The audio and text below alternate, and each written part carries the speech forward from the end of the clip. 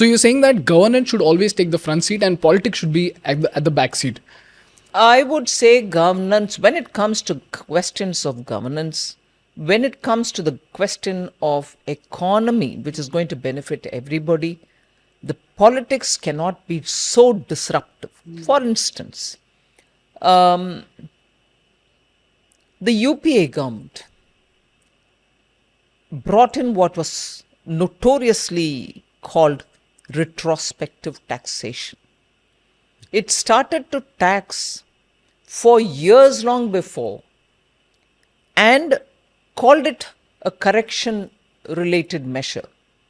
They had to take it back and ask people to pay up tax for periods which were long gone, although at that time in their business model they would have calculated the tax that they have to pay to the government per that prevailing rate at that time. But 10 years forward, you bring in a law which says a certain tax will have to be paid.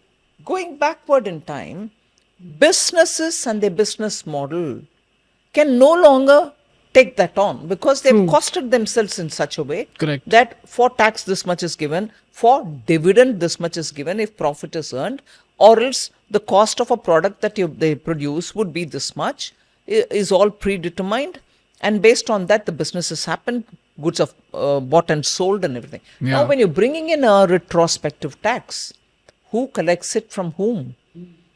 Can they go back to searching each of the product consumer? Correct. So when I tell you this example of going backwards is always disruptive. So you're talking about governance, which is going to take the back seat and which is going to take the front seat. Is governance going to take the front seat and politics the one behind?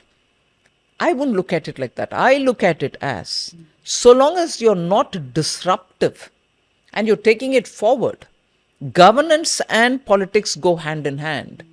But the moment you decide that you have a different agenda, and not just going forward and giving the benefit to the people who are doing business and the citizens who are benefiting from business, you're bound to disrupt it negatively. Hi guys, thank you so much for watching the Indian Business Podcast. If you find value in our work, please hit that subscribe button, because for you it might be a zero effort task, but for us that subscriber count is an important instrument to get great guests to our podcast and to make this podcast better for you.